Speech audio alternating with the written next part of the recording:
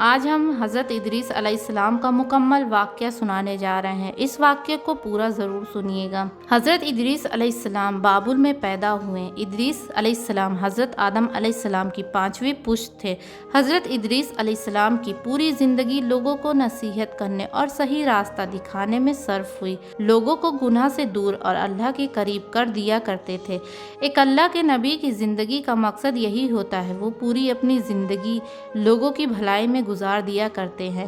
ایک وقت آیا جب حضرت ادریس علیہ السلام اور ان کے سبھی چاہنے والے بابل کو چھوڑ کر مصر کی طرف چلے گئے۔ تب حضرت ادریس علیہ السلام اور ان کے چاہنے والے مصر میں بھی لوگوں کو تعلیمات دینا شروع کیے اور لوگوں کو گناہ چھوڑ کر صحیح راستے پر چلنے کی دعوت دی۔ لوگوں کو سچائی کی طرف بلاتے رہے اور اللہ کے حکم کے مطابق زندگی گزارنے کی نصیحت کرتے، لوگوں کو صدقہ اور زکوٰۃ دینے کو کہتے تاکہ غریبوں اور مسکینوں کی مدد کی جا سکے۔ حضرت ادریس علیہ السلام وہ پہلے شخص ہیں جنہوں نے لوگوں کو لکھنا پڑھنا سکھایا۔ جب قابل کی اولاد شیطان کے بہکاوے میں گمراہ ہو گئی اور کفر اور شرک میں پھنس گئی، یہاں تک کہ نکاح کی رسم ادا کرنے کے بجائے حرام کاری اور گندگی میں پھنس گئی، تو اللہ تعالیٰ نے حضرت ادریس علیہ السلام کو نبی بنا کر ان کے پاس بھیجا۔ حضرت ادریس علیہ السلام نے اپنی قوم کو اللہ کے دین کا پیغام پہنچانا شروع کیا۔ بہت سے لوگوں نے ان کی بات مان لی اور انکار اور کفر کا راستہ چھوڑ کر ہدایت کے راستے پر چل پڑے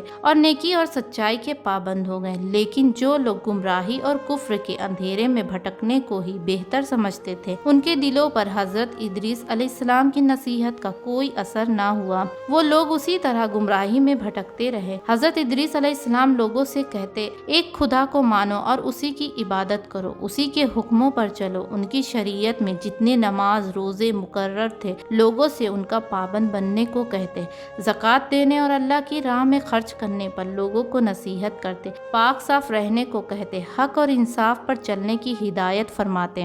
حضرت ادریس علیہ السلام خود اتنی عبادت کرتے تھے کہ ہر دن 1000 سے زیادہ بار تسبیح پڑھا کرتے تھے۔ ان کے پاس فرشتے آتے جاتے تھے، وہ ان کی سنگت میں رہنا پسند کرتے تھے۔ ان کے بھلے کام اتنے تھے کہ ان کی برابری تمام مخلوق کی بھلائیاں مل کر بھی نہ کر سکتی تھی۔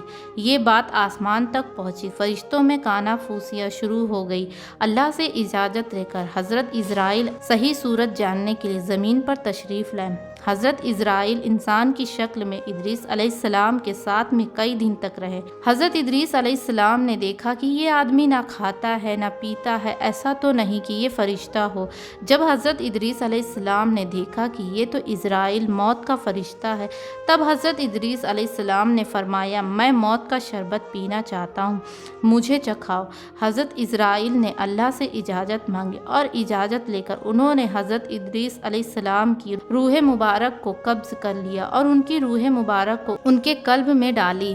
پھر حضرت ادریس علیہ السلام نے فرمایا کہ مجھ کو جنت اور دوزخ دیکھنے کا شوق بہت زیادہ ہے، مجھے ان کی سیر کراؤ۔ حضرت اسرائیل نے اللہ تعالیٰ کے حکم سے ان کو اپنے پروں پر بٹھایا، پھر دوزخ کی سیر کرائی، اس کے بعد جنت کی نعمتوں کی سیر کرائی۔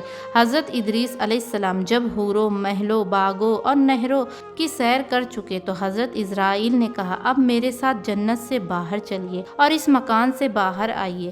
حضرت ادریس علیہ السلام تو قانون الہی کو اچھی طرح جانتے تھے۔ ایک پیڑ کا تنا پکڑ کر کھڑے ہو گئے اور فرمایا، جب تک پیدا کرنے والا جنت دوزخ کے اس امتحان سے مجھ کو نہ نکالے گا، میں ہرگز باہر نہ جاؤں گا۔ اللہ تعالیٰ نے ایک فرشتہ ان دونوں کے قصے کے فیصلے کے لیے بھیجا۔ پہلے حضرت اسرائیل نے تمام حالات کہیں، پھر حضرت ادریس نے جواب دیا کہ ہر جان کو موت کا مزہ چکھنا ہے، کہ تقاضے کے طور پر موت کے لذت کا کڑوا شربت چکھا اور تمہیں میں سے اس میں یعنی دوزخ میں جائیں گے، اور اس رحیم و کریم اللہ کے ہی حکم سے جیسا کہ اس نے کہا ہے اس میں سے یعنی وہ جنت سے نکلیں گے نہیں۔ میں جنت میں داخل ہوا، اسی لیے اب یہاں سے نکلنے کا کوئی سوال نہیں، صرف اسرائیل کے کہنے سے بغیر خدا کے حکم کے میں یہاں سے نہیں لوٹوں گا۔